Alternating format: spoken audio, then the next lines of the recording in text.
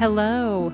Welcome to the Empowered Artist Collective podcast. I'm your host, Jennifer Apple, a multi-hyphenate actor, educator, acting coach, writer, dog mom, and founder of this vibrant community that champions artists as they carve out their own unique paths in this wild industry. Whether you're just starting out, in the thick of it, or seeking a bit of artistic fuel to expand your toolbox, you're in the right place. In this space, we'll have honest conversations, share actionable strategies, tips, and resources, and delve into the messy yet beautiful journey of living a sustainable, creative life. We unmask the reality of life as an artist, from navigating career highs and lows to nurturing your full human well-being. I chat with women and non-binary guests who share their personal stories, helpful learnings, and hearts to help you unlock your artistic potential, expand your knowledge, and show up fully and fearlessly in your artistry and daily life. Before we dive into this week's conversation, don't forget to hit that subscribe button so you never miss an episode. If today's chat resonates with you, please leave us a review. It helps us reach even more incredible artists just like you. And hey, feel free to spread the love. Share this podcast with a friend or post it on your socials, making sure to tag at Empowered Artist Collective and at @JenniferApple_ so we can chat with you there. All right, grab a cup of something cozy, settle in, and let's get to it. What kind of work emerges when you write from curiosity, not expectation? In this episode, as part of our Playwright Mini-Series, I chat with playwright and screenwriter Keiko Green to explore how emotional intelligence, actor instincts, and a healthy disregard for traditional rules have shaped her distinctive writing career. Keiko shares how she began writing roles for herself as an actor, which quickly transformed into writing pieces for others with character-driven, genre-fluid material that often break writing norms and expectations. Keiko offers practical tools like writing in 4-hour blocks, using the but and therefore method to keep characters active, her decision to go to grad school, and how she advocates for herself. Together, we talk about building relationships, the importance of self-produced work, and writing material that showcases humanity, centers collaboration, and makes room for joy. This episode invites you to embrace the mess, trust the process, and create the story only you are meant to tell. Enjoy! Keiko Green, you are in the space. Thanks for having me. For anybody who does not know you, who are you today? My name's Keiko Green. I use she, her pronouns. I'm a playwright, screenwriter, sometimes actor still, and dog mom mostly. Yes, honestly, that's a title that I usually throw into the mix too. And people are like, but that's not your... I'm like, don't you tell me what is or isn't. Like, arguably, I should put Listen, that at the top. if I have to schedule so much of my life around this creature, I'm gonna put him in my title. What kind of dog do you have? I have a basset hound. People tell Oh, me all the time, they're like, oh, my dog wakes me up at 5 in the morning. My dog is still sleeping in my bed upstairs. obsessed. Obsessed. Yeah, I'm lucky too, where mine is, I don't know what I did to deserve this dream, but like truly just like on my schedule and will sleep with Ugh. me until I sleep, will wake up with me if I wake up. I mean, it's just a true blessing. And I probably should have a podcast about dogs rather than what this podcast is. What's really interesting, actually, has been before we even dive into anything real.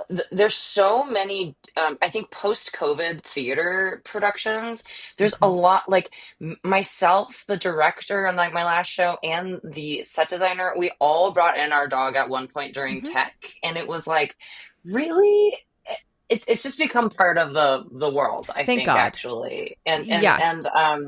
I don't have a tiny dog, so I can't like fly with him or anything. But I work in like San Diego a lot, so he's like always coming. He's always like Yeah. traveling with us in the car, Oh, and yeah.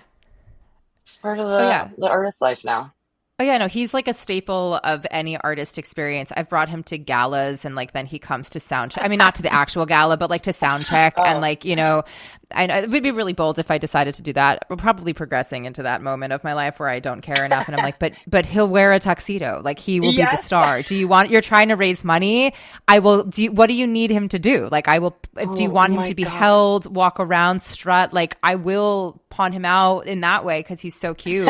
But no, it's a non-negotiable at this point that like he comes with me and he is the reason I'm doing this contract so that I have the money to pay for his health insurance that's better than mine, you Exactly. know? Like Exactly. truly a wild experience. But yeah, it sounds like your basset hound is a dream, and I hope his slumber continues through the rest of this podcast, just for his own enjoyment.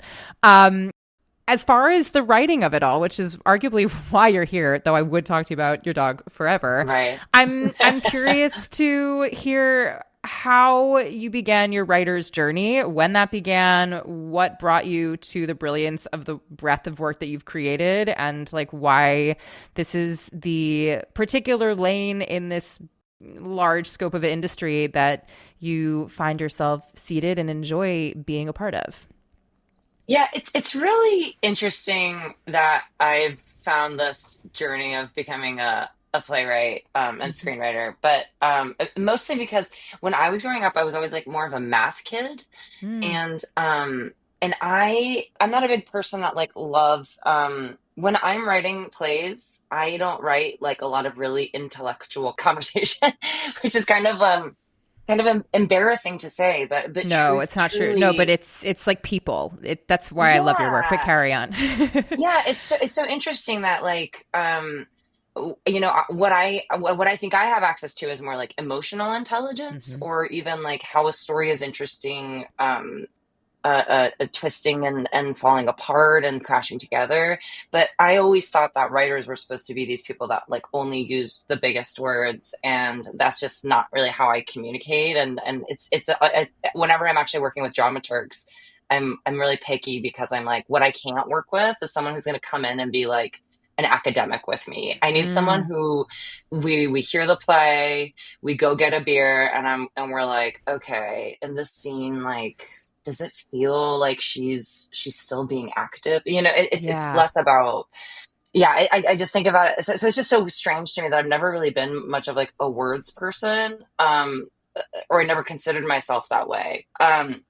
So the way I got into writing was, I went to NYU. I was put into the experimental theater wing, which Hmm. they place you in different studios based on your audition for the school. And I had done like an audition. My monologues were, listen, as like a 17-year-old, I was doing Philip Ridley's Fastest Clock in the Universe, I think, and Sarah Uh-huh. Kane's 448 Psychosis. Cool. Cool. Like Cool. a Cool. 17-year-old taking that 448 Psychosis on, I think is just hysterical. But You're not the first, and you unfortunately won't be the last. I think there's like that's a larger conversation though for another time about material. But yes. Hmm. yeah, but I mean, I guess that is what's really cool about audition monologues is like I know people are like always, people are always searching for them, but they really can be, even before you speak, like what you choose is such a gentle look into what you're into. And That and part. so I always think it's like, yeah, I think it was really, I picked two really like strange, like weirdo British playwrights, but also that was what I'm into, and Yeah. that says a lot about me too. So I feel like that was correct. So they put me in the experimental theater wing, which was a studio that definitely, a great acting studio, but it's also a studio that really supports you in creating your own work. So we have a lot of creator performers out of that studio. So Maya Erskine and Anna Conkle, who made Pen 15. I was in Mhm. school with them. Rachel Bloom, who created Crazy Ex-Girlfriend. I was in a show with her in Mhm. college. Like it's a yeah. There's a lot of just multi hyphenates that come out of that school. Um, yeah, but I was like, no, I am going to be an actor, and so I was, I wrote stuff. I enjoyed it, but I also was like, I'm not, I'm gonna be I was like, I'm gonna be a star, baby. And so, but after college, like I was set up really well. That school is complicated because, only like they have like hundreds of actors per year, Yeah. but only 20 something people get to do the showcase, the industry showcase. And I got to do the showcase. I got to, like, there were all these things that I was like, oh, I'm being set up to like really thrive in this industry.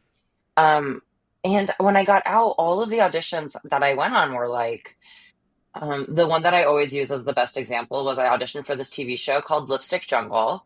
And the role that I went in for was geisha masseuse. Love. And it was like Love that, that. it's like you Yeah. study Hmm. to do Shakespeare and like, to just be able to like dive into some really amazing text, but then when you graduate, the things that you're being asked to do are so either small or simple, which is fine. But for that, it was also like there was like this racial like sexualizing aspect to Yeah. it that I was like, I am just not into this. And as an Asian American woman, even after that, for a long time, the roles that I was being, I eventually moved to Seattle because I just couldn't afford New York. I didn't realize that everybody else anywhere basically had like a trust fund, and I Mm-hmm. was busting my ass and just couldn't afford it. So I was like, I'm going to go to Seattle for on my way to LA. And once I got to Seattle, like my parents had moved there.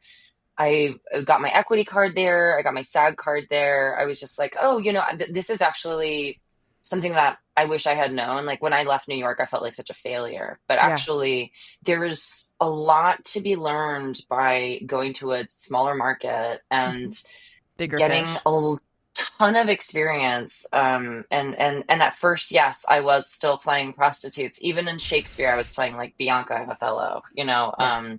When I got my equity card, it was on a world premiere that was for that was about like three office workers, a three-hander, all women, and I was the young one, and they kept putting me in like leather pencil skirts and stuff, and Okay. all of the reviews were like a dominatrixy, blah blah. I was like, wow, even when I'm playing an office worker, I'm Yeah. still like so Mm-hmm. sexualized. Um, so for me, there was a lot of just trying to like break out of that, and I was just like, I think that there's just so much more I can do.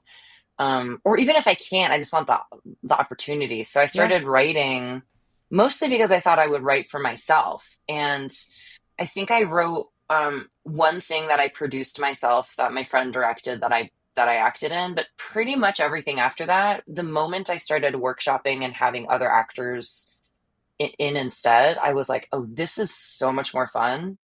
And Yeah. I could tell that these actors are also wishing that they had something chewier.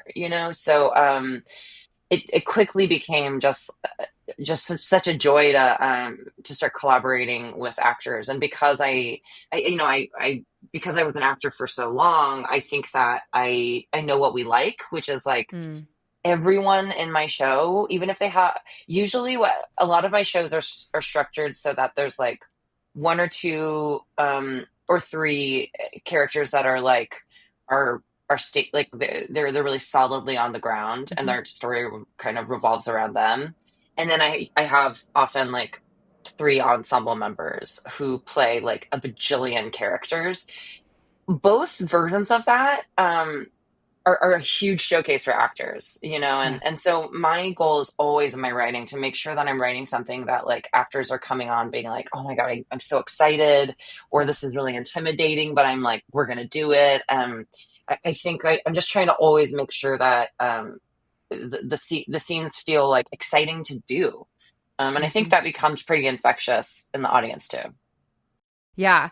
As I've said to you off of this, it's when, and it's interesting that we were talking about like the material that you picked for college of just, for me as I coach and what I do with monologue sourcing, where I find monologues for people, like I've given your pieces so much to so many different human beings, Oh, that's whether awesome. they are yeah, whether they are already, like pursuing this and they need them for EPAs or auditions or self tapes, or whether there are folks who are going in for their BFA or MFA auditions.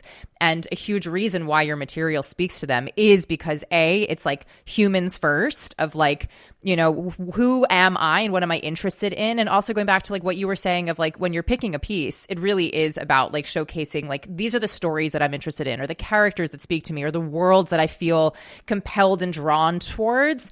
And your worlds are so clear. And for me, when I'm choosing material for people, it really is like human first, and that is your Mm. work. Like I feel like if I had to synthesize the way in which I feel when I read your plays, it's like, oh yeah, these are humans. Like I know these people, or I've seen these people. No matter what the circumstances are, they might be larger than me, and I might not understand them or know them personally, but they're real people. And to hear you talk about that, this is the way that you got to your writing as like the craft is through your own, frankly, desire, but also exploration of like, what do artists really crave as people on a stage? It feels so palpable to me. So I love hearing that, because it's like when I've read them, that's been my experience. So that synthesis is like a really lovely little sparkly moment for me. Thank you so much. And I have been hearing that people have been using my monologues, and I love that so much.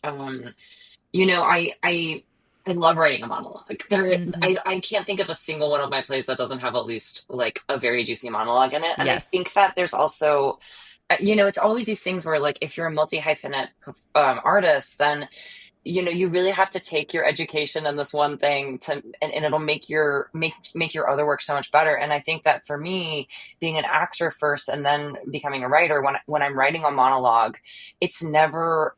I remember when I was an actor looking for certain things, the monologues never felt active. Like Yeah. they could be about something, but it never felt like the character was always doing something. Yeah. And I think that's always something I'm really proud of, is like these monologues are coming out because they are, even if they're direct addressed to the audience, like we are trying to change someone else through this Yeah. story. We're trying to change their mind, or we're trying to do something. And that's why I'm like, I'm glad people are using them. Yeah, it's great. It's great. Hi, actor friends. Talking to you. If finding the perfect monologue has you feeling stuck, I've got just the thing. I've put together a free monologue selection toolkit just for you. It's packed with resources, free and paid options, plus tips for choosing, editing, and customizing pieces to showcase you. Head over to jenniferapple.net/freebie and stop avoiding the auditions that ask for a monologue or waiting for the perfect piece to simply fall into your lap. Dive into this free toolkit that I set up just for you that'll set you up to feel agency over your process and artistry. That's jenniferapple.net/freebie and get started on finding your next go-to monologue. Well, I would love then now to talk about your process for writing. When you are about to begin something, is it like you have like a list of ideas that have been percolating and then you're like, now is the time? Or is it like you get an idea that bangs itself over its head, you're like, I need to explore this? Or like, what is your way into starting a piece? Yeah, I'll give you like specific examples maybe, because I think Great. that if I speak generally, it actually just becomes like a blob. Okay. So for example, I wrote this play Sharon. Sharon I wrote, which is kind of like a thrillery, almost horror-y, like Hitchcocky kind of play. And the reason I wrote that play was when we're working in film and TV, we're a little bit more forced into a specific box of like, what kind of writer are you? Mm-hmm. What's so amazing about being a playwright is that we just get to constantly shift genres and tones, and Yeah. no one will tell us to stop. Yeah. Yeah. and and so I wanted to write something that felt a little like darker. I had been working on Exotic Deadly, which I'll talk about next. And but the reason that Sharon came out, like the tone wasn't the first. I knew that I wanted to write something like that was like a little bit darker and a little funny and a little thrillery. But what really came out was I had read a completely different play, which is Martina Mayak's Cost of Living. Mm-hmm. And I read that play and I was like, oh, I guess in essence, this play is a play about like an interesting transactional relationship. Mm-hmm. And so I walked away being like, oh, I wonder what my version of a transactional relationship play would be. Mm. And so I like wrote out these three tiny scenes of just like this guy named Jake and what seemingly is his mom named Sharon. And every day he comes home and from work and she's cooking, but like he keeps correcting her. Like she'll be like, right, I made your favorite meatballs, and he's like, but that's not my favorite. And like you can see her like falter a little bit, and then like find her way back, and you're like, oh, there's something weird about this mother-son relationship, and it starts to get weirder. And like the second scene is like slightly stranger, and then the third scene, she breaks character, and we realize that like the person who has been his mom is actually like someone who's like playing the role of his mom from upstairs, and. That I was like, that's and you didn't know this going into it. You were like, you let the characters, as you were writing it, you let the characters kind of tell you what it was, or as you were writing it, you knew where you were headed. I think I knew in this triplet because I think of them less as three different scenes and more of like a triplet of in one scene. I think I knew writing it that like I knew what the relationship would be in this Mm-hmm. transactional relationship. I didn't know that it would like break apart so quickly, but I just wrote it and like that's kind of what came out. So I wrote that and just like had people read just this first triplet of scenes. And I was like, Mm-hmm. there's something really interesting here, and the guy seemed really scary, the character of Jake, who's kind of the lead of the show. So I was like, okay, so then the next challenge is if this guy seems really scary and he seems to have control over this woman who's like playing his mom for like in exchange for rent, how can I then get people to feel bad for this guy? Mm. That's the next challenge. So it was like, and then how the next challenge. So then I was like, okay, I'm gonna put him in a situation where he has no power. And now the next challenge is like, how can we get people to fall in love with this guy and just like instead of just feeling sorry for him? I'm like, okay, great, let's give him. So then I was like, I'm just trying to like complicate. I'm just trying Mm-hmm. to make the biggest challenge for myself as possible for this character of like, I've presented to you a really weird, unrelatable human, and now I'm just going to spend the rest of the 90 minutes like getting you to feel pity for him, fall in love with him, and then be scared of him again, and then go into some like giant climactic Mm-hmm. scene is kind of the goal. And in that play, I didn't know where it was going to end. Okay.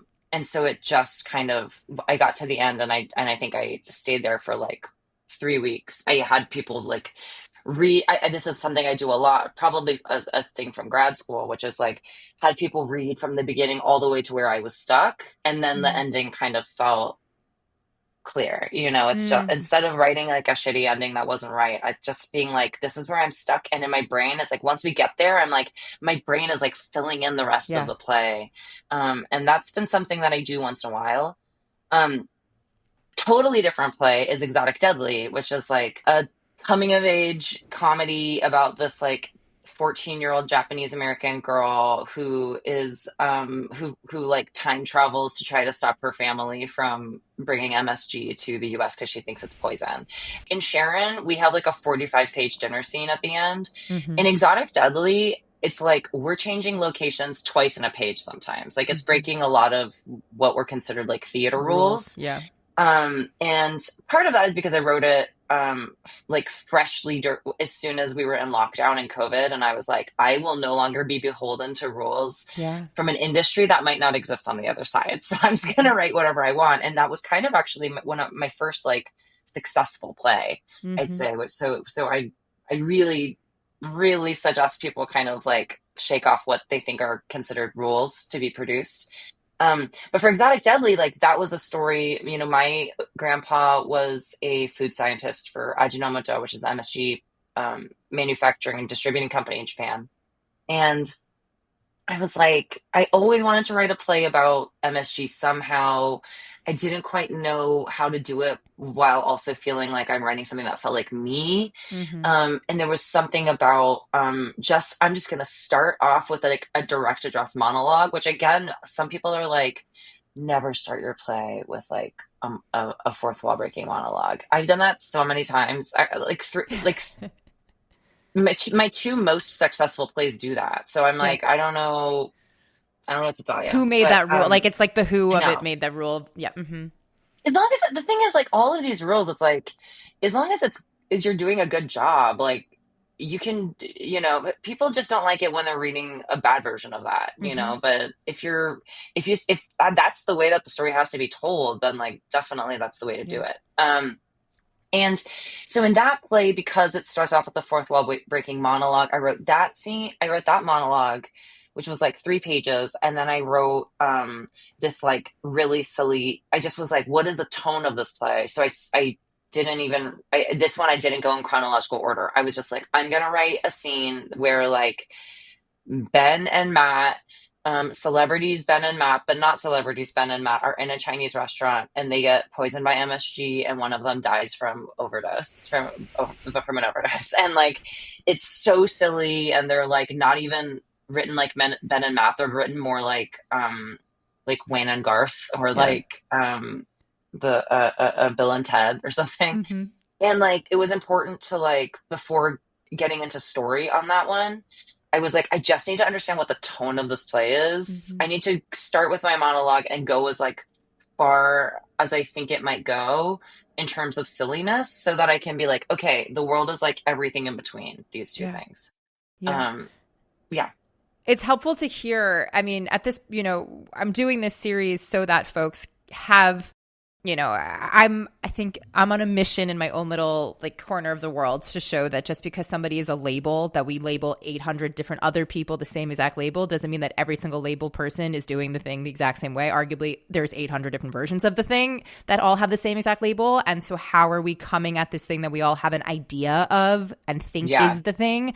And, you're naming and I'm going to give myself like a tap on the back here for a second in that, like, I've reached out to folks who I do believe and have thus far shared vast experiences about the way in which they enter their writing processes. And what I'm hearing from you, which I think is so humbling and also really wonderful, is that A, you trust yourself enough to know that like you're going to figure it out once you know the things and discover the things, and that B, you don't necessarily like need to know all the things in order to even start the thing, and that C, Yeah. you're cool with like doing the thing that's the rough thing and already inviting people into it to hear it so that you can hear the things that you know you need in order to move forward. Like just naming that as part of your process from at least these two examples is a really cool reminder to be like, all right, even if you have like an inkling of an idea, but you don't really know what it is, or you have an inspiration of a thing and you also don't necessarily know how it's going to manifest, and even the like putting them in the room and doing of the thing, you will always learn something, and that might shift or change or like adapt the idea that you might have. But to be open to that is in and of itself creating, which I think is Yes. awesome. Yes. Absolutely. And I was just reading a interview with Lucy Preble, Mm-hmm. because I was teaching one of her plays recently, and she said something that is like exactly what I've been kind of telling people, which is just that like she said that as she's become further in her career, she's realized how important it is to share your material with people before it's ready. Yeah. And I am like the biggest supporter of that, because I think what gets in people's way so much with writing is that they are like agonizing because they don't want their friends to think they're a bad writer. They don't want Yeah. and so they're like holding on to things until it's ready. And it's like, it'll never be ready until you start actually using those people. Yeah. Yeah. And also, like, what is ready? Like, I feel like certainly for an Totally. art form that, I would imagine for you with your plays, it's like when you are finally giving a theater the opportunity to produce it, you have a director, you have a creative team, you have a budget, and all of a sudden this thing that you thought was going to be the thing can't be done or must be done differently or has to be adapted because this is no longer possible. And like the thing that you had to be quote unquote ready is now a different version of ready. Like there is the ability to remain flexible is arguably like at the core of all of what we do, Yeah. and to not make something so precious that it without it being exactly what you think, then it doesn't ever exist. I think there's like the fine line of yeah, like letting something breathe a little bit and also letting other folks breathe their own creativity into it so that it continues to evolve into what is going to serve the piece in that moment. Yeah. Yeah. Absolutely. Let's say you have your piece and now at this point it's quote unquote ready in whatever the version of it that you deem to be ready at the moment. And now you are ready for next steps. What are you doing to find those next steps, whether that's a production, a workshop, or whatever, a creative team? And then when you are entering into those spaces, how is it for you in, say, the adapting of whatever those needs are? Yeah, it's so funny because it's the ready is like mostly people tell you when you're ready because they Mm-hmm. program it. And there have been maybe a couple workshops that I have made like very few changes. I do a kind of a brief little rewrite before a workshop if I know it's coming. And then because I'm like, I know that I'm going to use my workshop time to rewrite instead, Mm-hmm. which is not how every playwright likes to work. Some people like to do a big rewrite, mostly just listen during the workshop week and then like do another rewrite based on that reading. I am like I can come in the next day with like we had to do a page one reprint because so much has Yeah. changed. So that's just the kind of writer I am. In terms of like how to go from that one spot though of like your play you think is like production ready, taking it in, you know, it's so dependent on having the right team.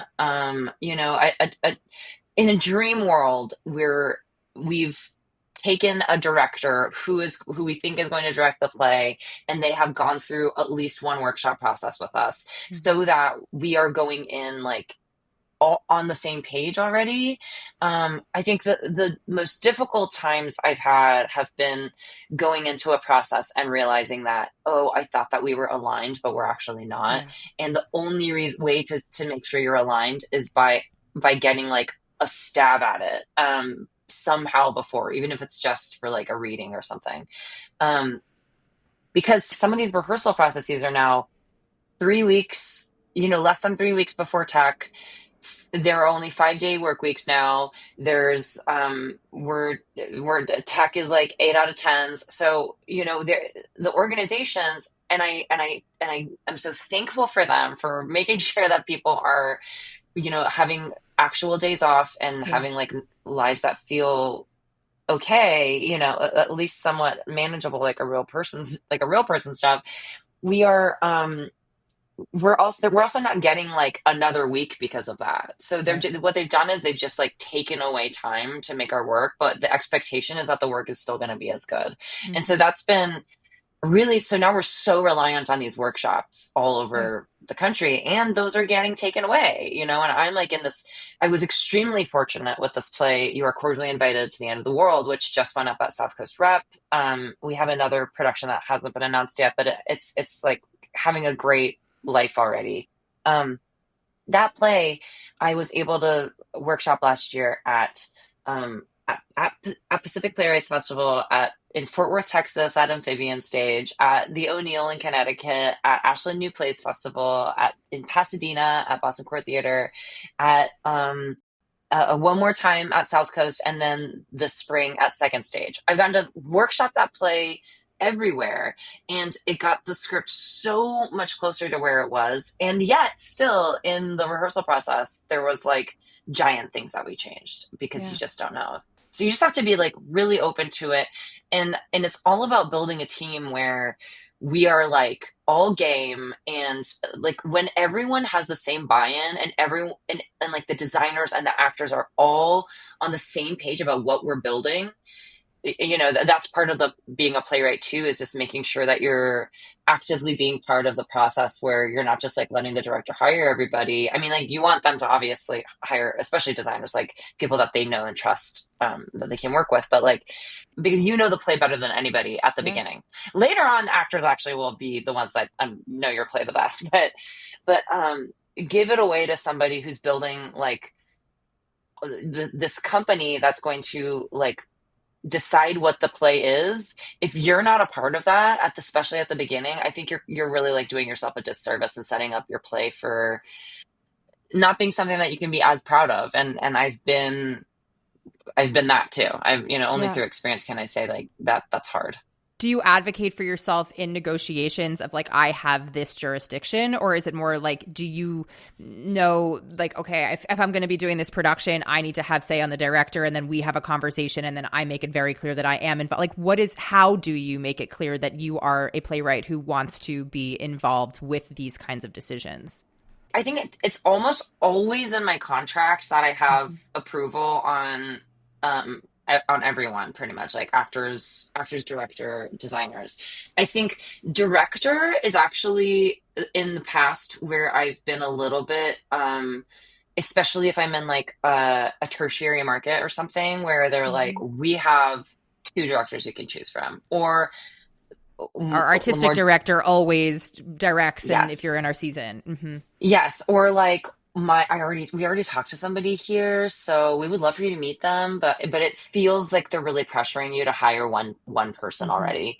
And I have hired that person, and that has like almost always not gone great. I think the best way to work, which is what I do now, is like if we're having a meeting to talk about directors, if they already bring up like, so I think that it should be this person and blah blah blah blah blah. I am like, I'm happy to meet with this person, but we need to talk about first what I look for in a director. Like you're recommending someone without even knowing what I'm like in a room, how I like to work, what is necessary for this production. You're just bringing up someone that you like, and we need to like way, way, way back up. And so now I'm in a place where I feel really comfortable, not really comfortable. It's always, my heart is always still pounding, but I'm in a place where I can finally be like, we need to talk about process before we just start talking about like who's a cool artist.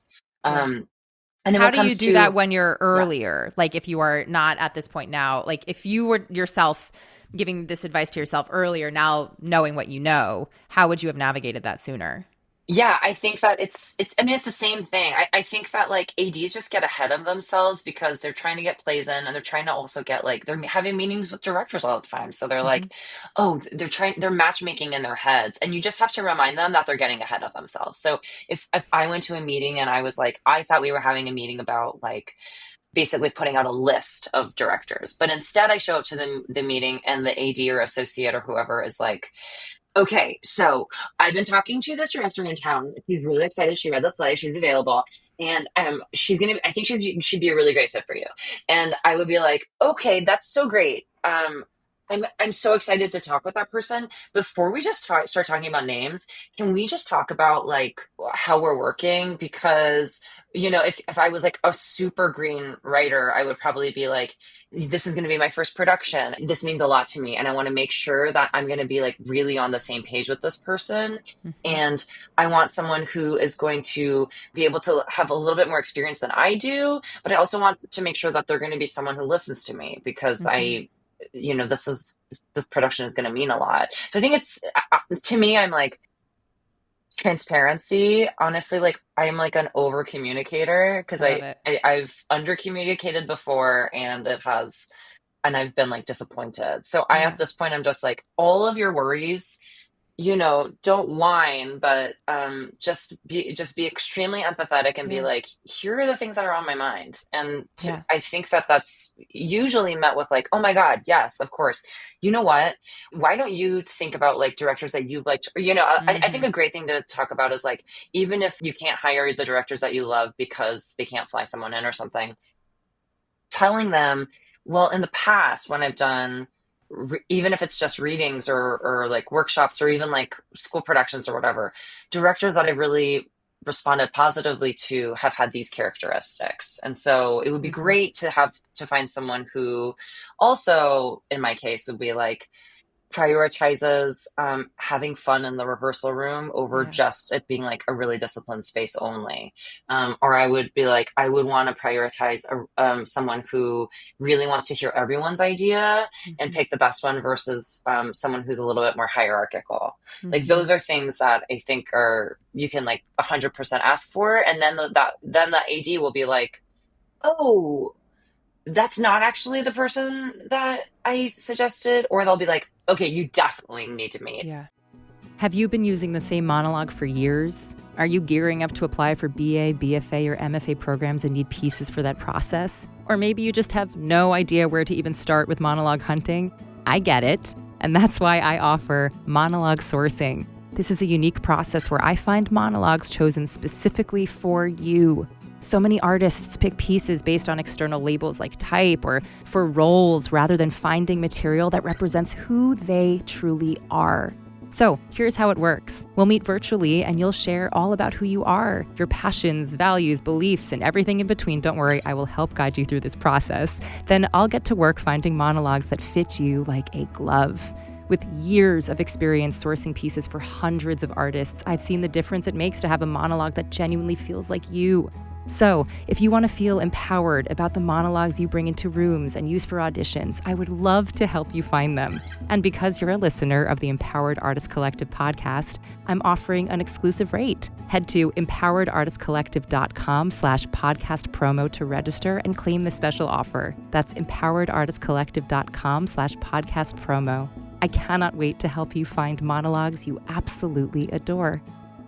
How are you finding yourself in these developmental spaces and or seasonal spaces? As in, are you submitting to residencies and applying for grants? Are at this point now in your career, are people reaching out to you and being like, hey, we want this, or what are you working on, or can we commission you? Like, how are you getting, and I guess also thinking back to maybe when you first started, like, how did you Yeah. begin to do that?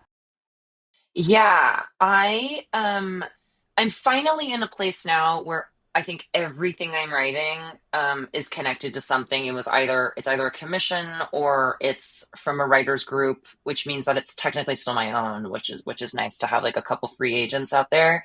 Um, so yes, so that's me now. Last year was I again I was in like so many. I told people I made like the festival tour, because I just had like a really kind of a zeitgeisty play. Quarterly Invited is super queer. It's about climate change. It's about Mhm. grieving. There's a lot about it that feels like people were like really excited about it. So I got to go to a bunch of them. But yeah, I mean, starting out, I just applied to every single thing that felt reputable. The only things that I would pay to submit to was probably the O'Neill. Mhm. Everything else, it was just like all of the Playwright Center fellowships. Did I get any of them? Absolutely not. I submitted to Bay Area Playwrights Festival. Like I'm listing all the things that I never got into mostly. And what else? And festivals, conferences, residencies, all of them. I think the first one I got was the Playwrights Realms Scratchpad series. That was the Mhm. first time I had ever gotten like flown out. I was still living in Seattle then.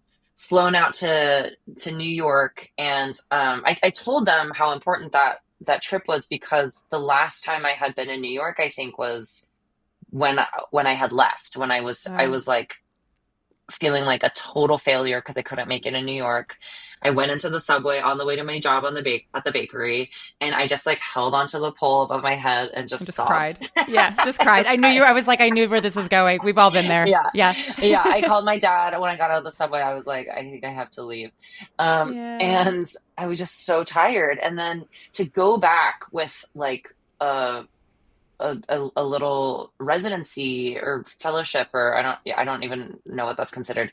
It just felt like it was like erasing how I There's a new was feeling season about and the city. chapter. Yeah. Yeah. Yeah. A new season. That's so nice. Yeah. Um, yeah, and so yeah, and I was just on the phone with this emerging writer who was like, "How do I get in? Like, do I need an agent? Do I, you know?" Hmm. And I'm just like, the agent thing, people get way ahead of themselves. It's like, That's been a common theme.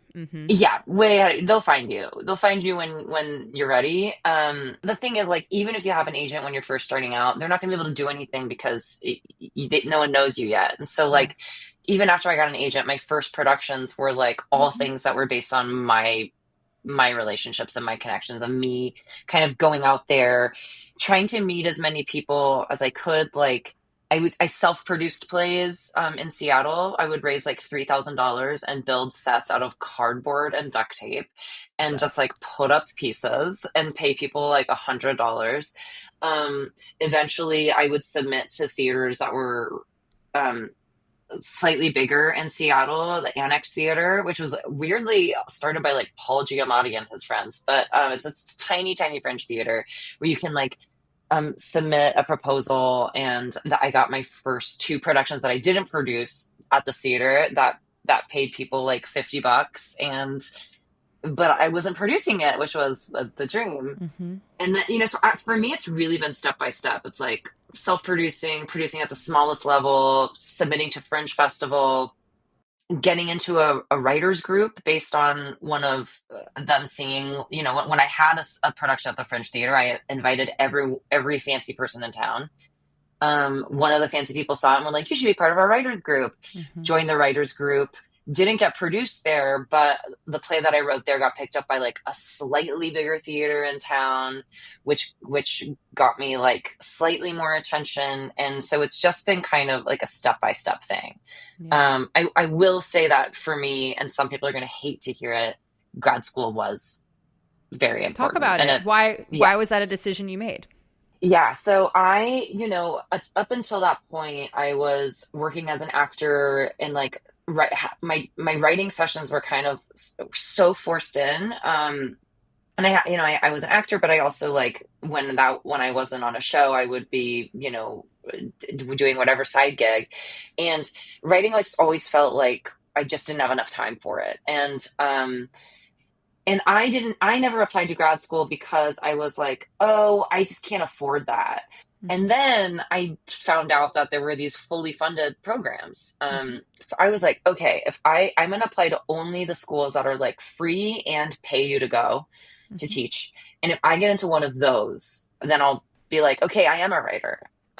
And I'll be able to like really proudly call Hmm. myself that. And I'm going to just devote my time to writing. Um, so I applied to a few schools and and ended up getting into a couple, but I chose UC San Diego because I had visited a couple other schools and they felt really competitive. And I was just coming from the acting world. I was just like, Mm. I just don't want that right now. I want to go to a cohort where we're like celebrating each other. Yeah. And UC San Diego very much felt Hmm. like that. And I stand by that. I think it still is. There's no, everybody gets a production. So you're not fighting for opportunity. And the classes are so small that you kind of like have to be Hmm. friends. Otherwise, you have zero friends. um, It's miserable. yeah. And so I wanted Yeah. to go to that Hmm. school. I'm really glad that I went not right out of undergrad. I know a lot of people are wanting to like go straight Hmm. in, but what I've noticed is that, and not everybody, obviously, but a lot of the people that go straight from undergrad into grad school are they don't know how, yes, well, they It don't know what they functions. want out of the program yet, actually. Like, they know that they want productions. Yeah. Yeah, Yeah. I think that's the yeah, same for me in my MFA also. yeah. Like the kids who came directly out of undergrad for the MFA Yes. versus the It's kids who were like like, if I'm you have choosing been to be out here. there and Hmm.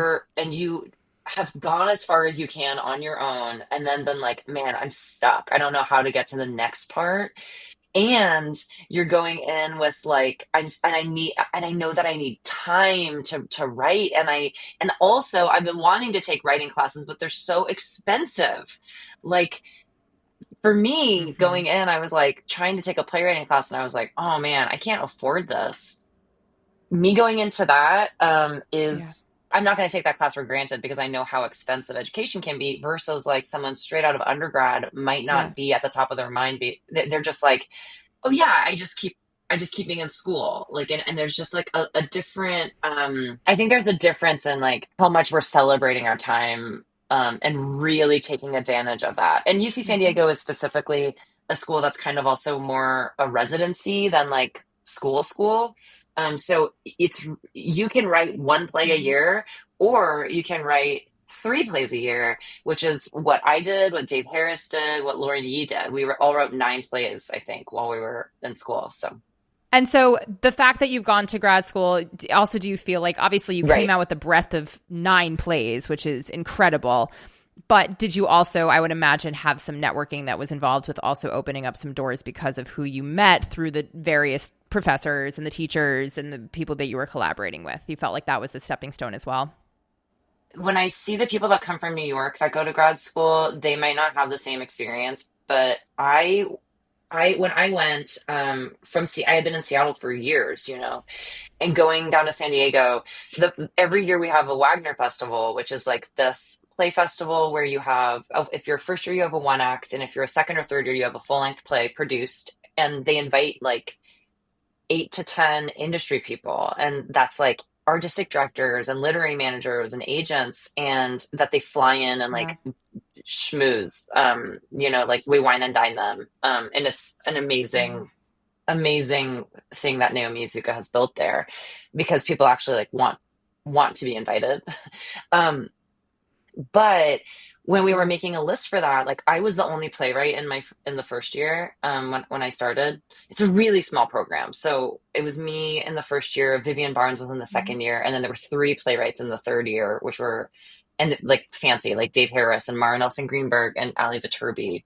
So there were just five of us, and we are making a list of like these guests that we might want to invite, and I couldn't name a single person. Like they were pulling out, people were like, oh, what about Mm. Natasha from Playwrights? What about they're just talking about all of the artistic directors and literary managers, and I just realized I didn't know the names of anyone. And that was such a Mm. sobering moment of like, oh, I think I've been in a bit of a regional bubble where I haven't had access. I didn't even know, Mm.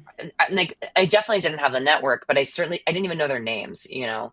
Um, and so I do think that Yeah. that opened my eyes up a little bit of just like, oh, I, I need to I need to like relearn the whole industry and like, not just like I need to meet people, but I need to learn how this works because I didn't know that playwrights like knew things like this. And to be fair, I'm still pretty bad at names. Yeah. But to even just understand that there's an infrastructure that also within this section of the Yes. industry functions and that like who are the people and the players within that. And I think, yeah, that's a really wonderful reminder for all of us, especially, you know, many of us folks who are multi-hyphenates, where it's like maybe we probably have one of the hyphens that like was our beginner hyphen and we know a lot deeper and more intimately. And as we continue exploring other parts of what's possible or decide to pivot or whatnot, like just because it's a part of the same overall umbrella industry doesn't mean that it also doesn't have its own people and ways of working and the things to know that operate within that own little bubble for that hat or, you know, title as well, which I think is a good reminder. Absolutely, yeah. And the multi hyphenates, honestly, we have it a little bit easier, I think. I mean, there's like a pro and a con. The con is that like sometimes it's hard to get people to take you seriously as a new thing when they know you as the first thing. Yeah. But we also know people already usually. So it's like getting, if there's a director that you really vibed with who is like, I remember Eric Ting, who's the AD at Soho Rep now, he directed the world premiere of The Great Mm-hmm. Leap, which I happened to get because the girl dropped out. And so I got to do this show in Denver Mm-hmm. Center and Seattle Rep. And I worked with him. I really liked him. I'm pretty sure he liked me too. And when I became a playwright, he was one of the first people that was like, send me something. Like, I'd love to read it. And so but like I wouldn't get to have that if Mm-hmm. I didn't already know him as an actor. And so there's I've held Yeah. off a little bit with some of those people on like I want to wait until I don't want to like send them a bad play. I will send my friends a bad play, but I was like I don't want to send him a play that's not ready yet. And I to be honest, I actually took too long I think to first with Mm-hmm. some of those people like sending them something because I just was like I was too scared that Mm. I didn't want to like mess up what I thought was my one chance, but Yeah. it's actually you don't get one chance.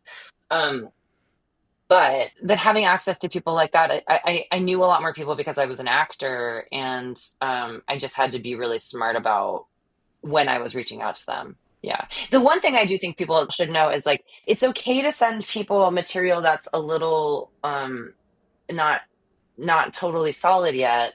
Um, but you should understand that some people are probably not going to read a revision.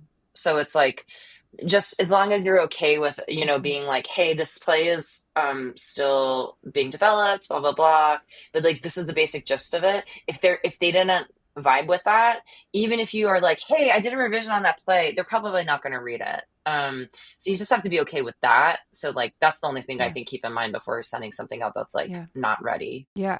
How do you find time and or make time and or structure your time to write? Do you enjoy the writing process now? Have you always? And like, do you put it on your calendar as like, I'm writing for 4 hours? Or do you not write for a while and then all of a sudden it pours out of you? Like, what is your process in the actual doing of the thing? Yeah, I am a person that blocks out time in my calendar. I put both like 4 hour, usually I do it in 4 hour chunks. I'll be like 4 hours on this. That way I look at my calendar and it doesn't seem like work. It feels like, oh, that's easy. It's Mm-hmm. just 4 hours. That seems doable. And but I also put on like the all day. I put on like projects that I should be working on. And Mm-hmm. usually those are two different projects. So that way, like if I don't feel like working on the one that I have blocked, I can work on this other thing, and that feels like procrastinating, but I'm actually still doing work. That was my other question too. It's like, are you somebody who can write a lot of things at the same time? Like I would imagine if you are being commissioned, you have to write the thing by this deadline, but also for yourself, if you have this idea for another thing you want to, like what is the balance? Yes, I do. I actually thrive working on multiple projects at a time. I have like major ADHD, which I think is also part of it, which is Mm-hmm. helpful.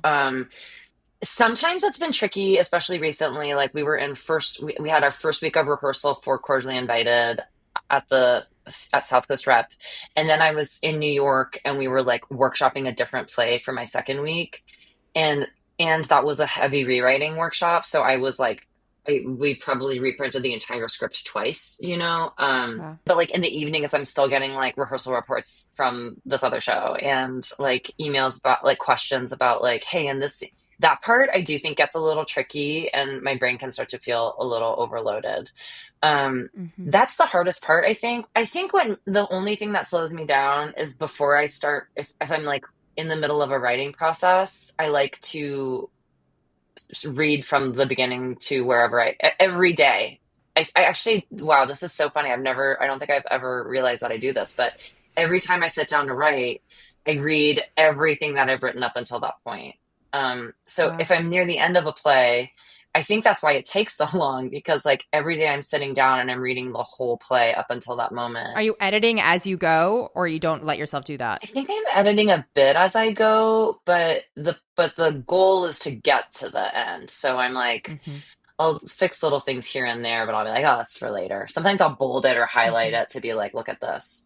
But the Yeah. main goal is like is to just read it up until then. It's the same thing that I was talking about earlier with like having if you're stuck having people come in and just read everything you have so far because it's like I don't know that everybody's brain works this way, but certainly for me it's like when you're watching a movie and you get to the last 20 minutes, you could just pause it there and be like, hey, how do you guys think this movie's going to end? And everyone Mm-hmm. will have an idea, you know? The goal is like how can you get yourself to listen to your own thing as if you don't already know it, you know? Yeah. Your Yeah. preconceived notions and as the it's like I think the hardest part of writing is like creating an objective brain constantly. Yeah.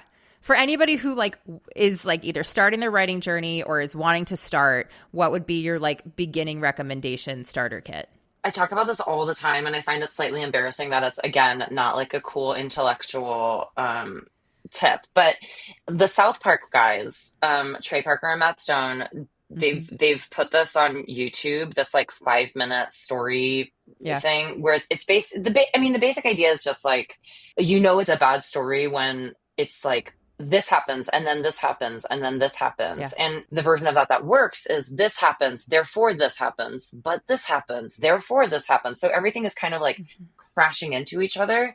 I think the other thing about that is like making sure that your characters are not passive. Like a thing about the this happens and then this happens is like usually those things are happening to your character rather than your character is making choices then they are dealing with the consequences of. And like that's just Yeah. way first of all a better story and second of all going to be way more fun for your actors because like there's something so juicy about like pushing actors into or characters into situations. I mean, you basically like write a character you love and then you torture them for 90 minutes.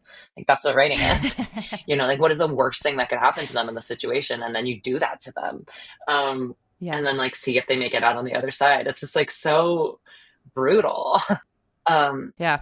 yeah, and I do have like one thing that I always tell actors that I'm working with because when they're like, "What Mm-hmm. do you think like actors are not doing?"